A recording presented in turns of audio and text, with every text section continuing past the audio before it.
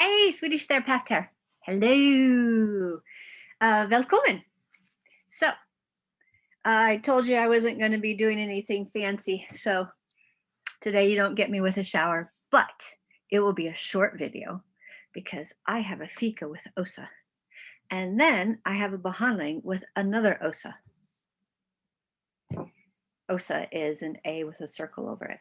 And believe me, the vowels in Swedish have thrown me for a loop because my tongue and my mouth has been speaking English for 45 years, and then we moved here, and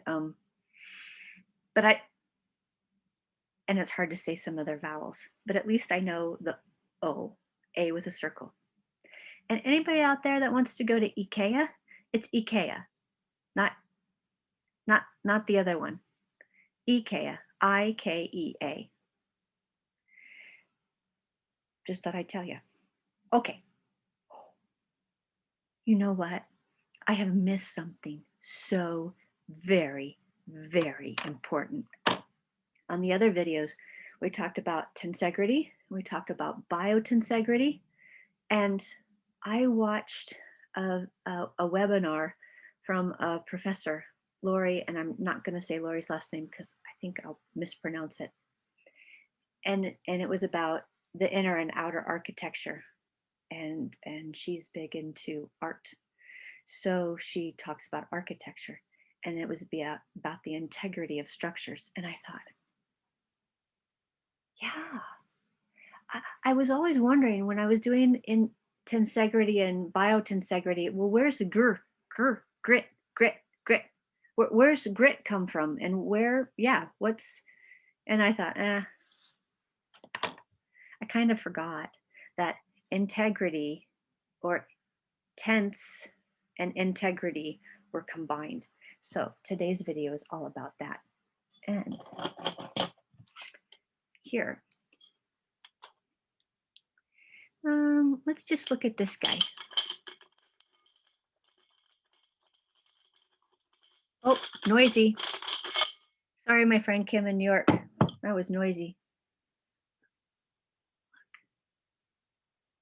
There's no blueprint that this little guy had in order to build the shell that that he used for a house, but it's pretty interesting. Yeah, and obviously he's no longer in there. There's the again, I'm sorry, but we would go to Florida and visit my grandmother there, my mom's mom, also a redhead. And they would have a plastic bag and they would go around, they'd pick up shells. And in my plastic bag, I would come back and I would show them what I picked up. And it was a dirty diaper and plastic and pop cans and all sorts of things. And they would have a big bag of shells. And I believe I brought this over to Sweden because it's probably my mom's, because she loved shells. And so that now let's go over and talk about integrity, because it's really, really, really, really important to the letter about my mom. Okay. So let us share the screen. Oh, you know what? It sure would be good if I have the record. No, you don't want to see that. No. So click, click, click, click, click. Sorry, Kim. I know you don't like that. Okay. Yeah, here we go. So you deserve to know integrity. And integrity is combined with the word tensegrity. And we talked about tensegrity, and that was chatting about the documentary from Bruce called The Secret Life of Fascia, and where he interviewed numerous people, but one of them was Donald Ingber. And so Donald Ingber says tensegrity is in every scale of life. Hence, you know, we want to show you that shells are having a certain amount of tensegrity. And we talked about mechanical pressure, tryck, which is like the push and the pull, or tension and compression that's like an equal force. I guess it's like duct tape. It holds the universe together. So tensegrity is in every scale of life. Talked about that before. We also talked about biotensegrity, and this is where I showed you the watermelon, because those arches are in one dimension, but if you put it in 3 dimension, that would be a dome. And biotensegrity has that nice little ending at the end, ITY, which means equality, state, or degree. But bio means life, tensegrity, tense is tense. And then here's the part that I was missing, the grit. So we have life, tense, and the quality of, or degree of. And there's all these people we talked about. We talked about John Sharkey and Joanne Avison and how they introduced me to the guy named Graham Scarr. And he wrote a book with Stephen Levin, was influenced by Stephen Levin with biotensegrity, blah, blah, blah, blah, all this stuff. And it's out there. So if something has a lagom, mechanical pressure, lagom, Swedish word, and that's why we have the scales here, lagom, moderation, just right. Then we have most likely the ability to adapt. So integrity, we still use the suffix ity, which is in French iti. That's where I got my word hapti. And if we don't have integrity, we don't have tensegrity. If we don't have integrity, we don't have biotensegrity. So we need that integrity for these two to work. So it's important to discuss integrity, and I'm so very glad that I came upon a webinar that talked about it, because it's like, oh yeah, I'm missing one important piece of the puzzle. Oh yeah, do you like my little body? There's his head. It's a watermelon head, and there's the torso with our the coplas, the lungs that form an arch or domes, two lungs, diaphragm, nice little dome of the diaphragm, and then that diaphragm sits there, and then the pelvis sits there, and those two together make a sphere. Isn't that amazing? Oh yeah, and so this watermelon piece, that's the pelvis. Sometimes my train runs off the track, but it comes back, and that's the way this thing works. Okay. So I know this one is a little messier, but there was a lot to share. Integrity. So if you go to Wikipedia, this is integrity. It's a practice of being honest and showing a consistent and uncompromised adherence to strong moral and ethical principles and values. In ethics, integrity is regarded as the honesty and truthfulness or accuracy of one's actions. I guess it's pretty good to be integral. And if you look in the dictionary, I put this in. And isn't that clever? Yeah, Swedish Terapeut is clever. Biotensegrity, or integrity, means the quality of being honest or having strong moral principles, the state of being whole and undivided. I like both definitions, but when it comes to anatomy and architecture, chances are definition number 2 is more of the state of being whole and undivided. So the ITY, the state and quality of degree of integrity, whole.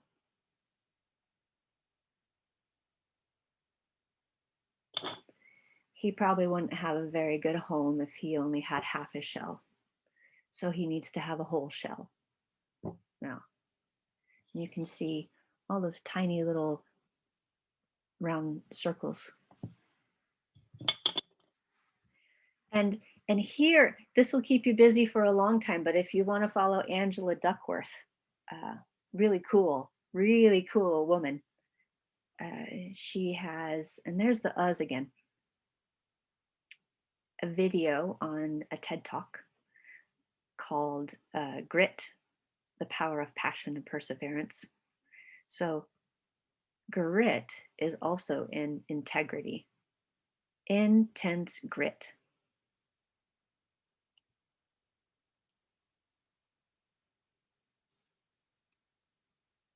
And where did I remember that the integrity was so important was on this webinar, which happened on May 20th, but I was so busy last Thursday and Friday doing mom things that I didn't have a chance to click on.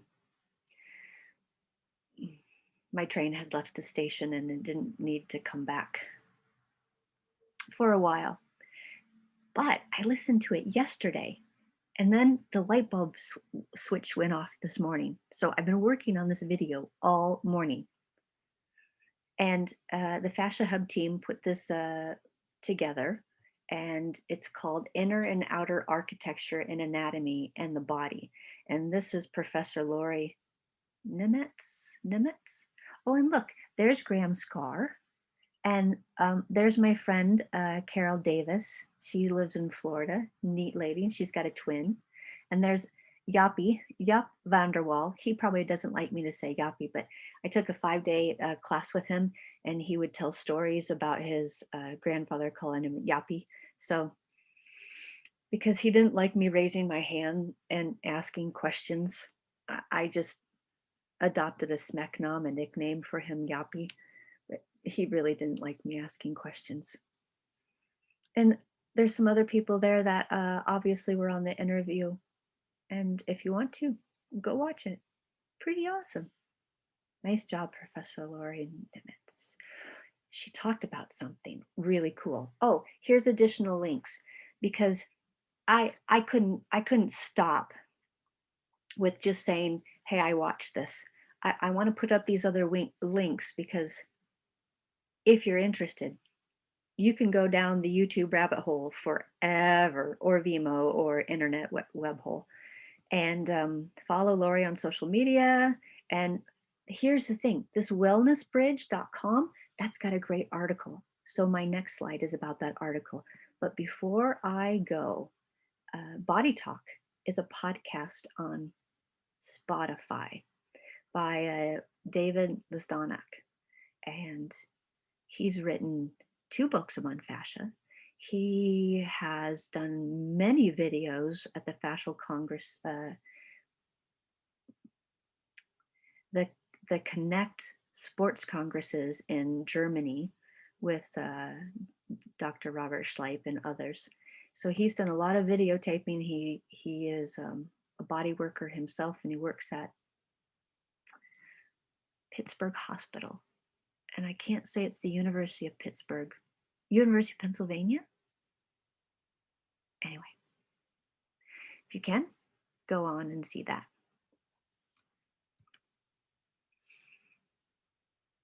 Fascia Hub presented Professor Lauri Nemetz, and here's the really cool thing. This particular article that was done in 2016 was an interview with Professor Nemetz, and she has studied anatomy for quite some time, and also architecture. And she made a ghost heart, which, if you have a chance, there's lots of information now out there how science is making the scaffolding of certain organs, because they take out all the extracellular matrix and they reseed it with healthy stem cells, and it gives organs a less chance of rejection and workability.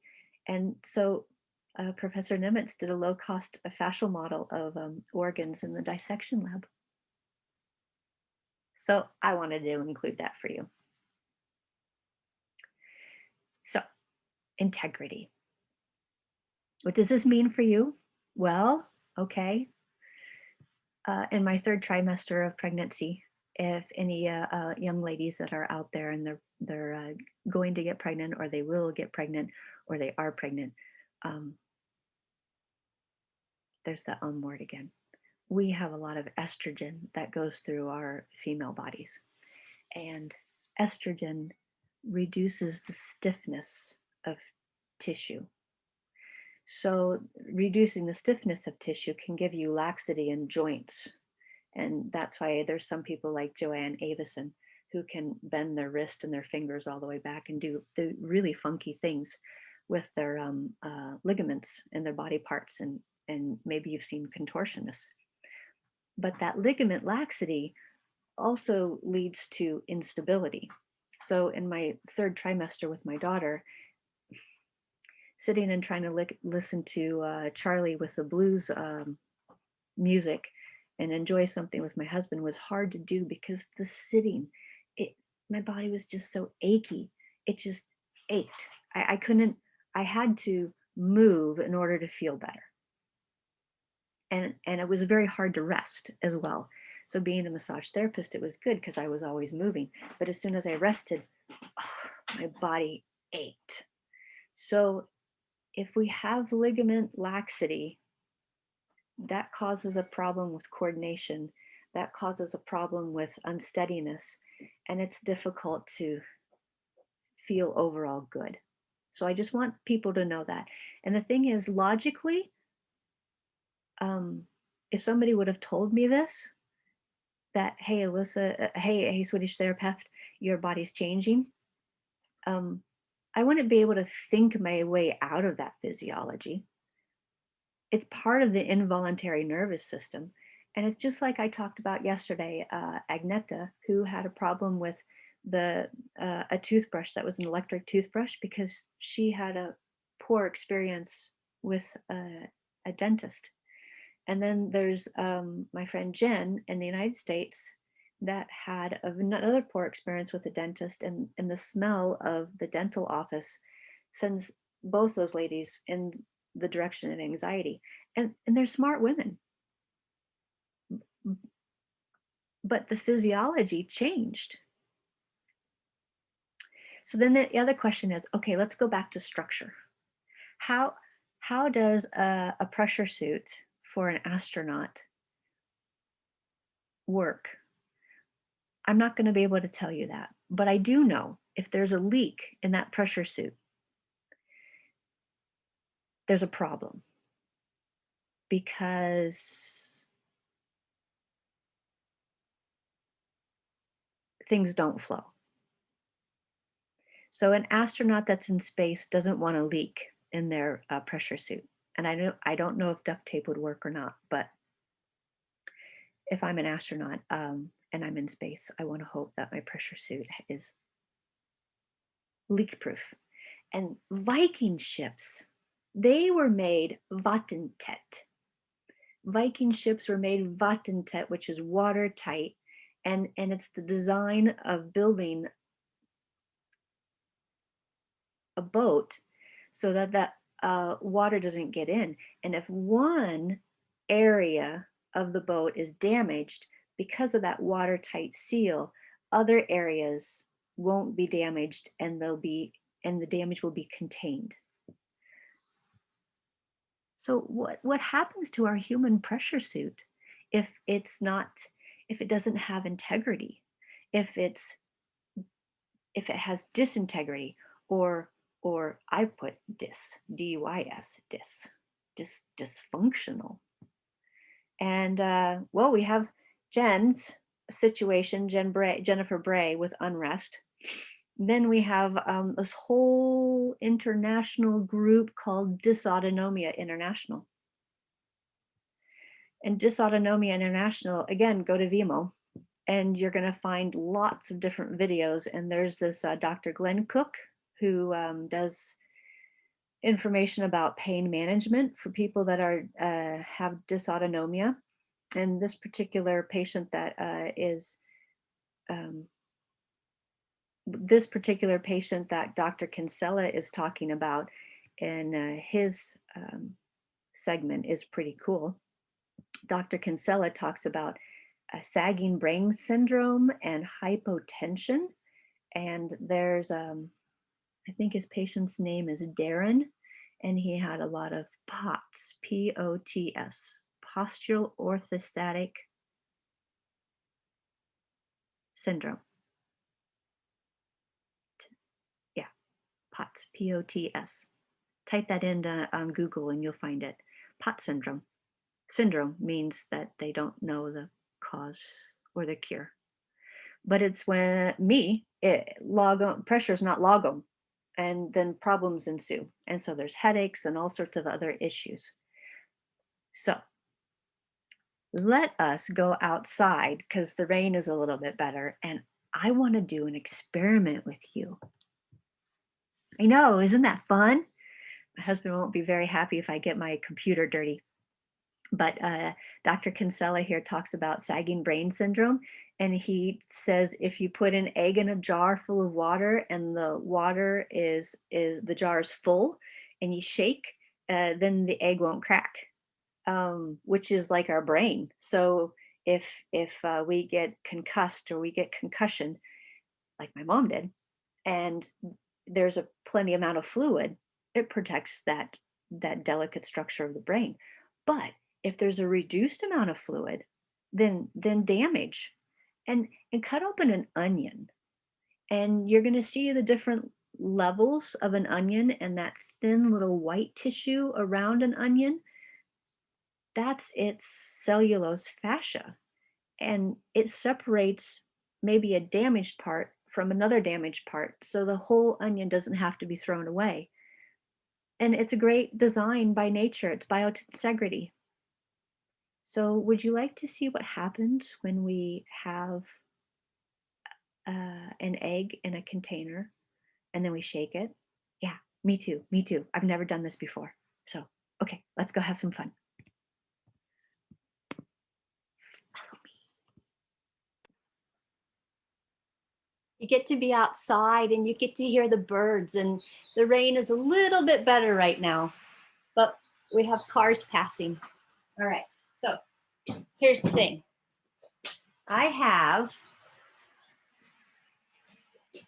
This is a container and it has an egg in it. It's not a hard-boiled egg. Now, this container is really, really super full of water, and you guys see how full it is. Yeah. And then we have this container of water, and it's half full. All right. So I'm going to put something over my computer screen. Yeah. So if for some reason I shake this and it goes all over the place, at least my husband won't come after me, because laptops are expensive. All right. So we want a watertight seal. Yeah. All right. So are you guys ready? Let's try it. So I'm going to shake it as much as I can.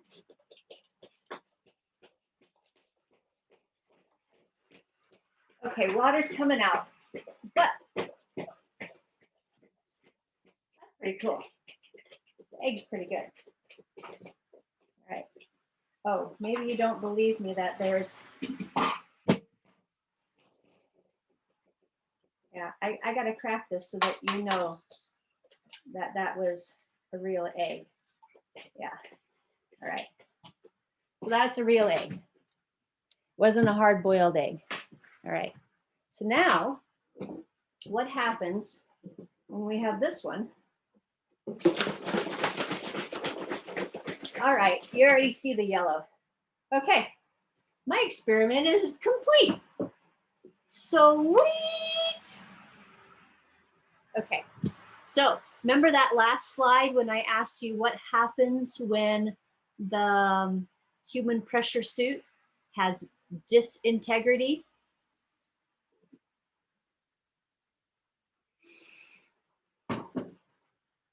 Maybe there's like POTS syndrome.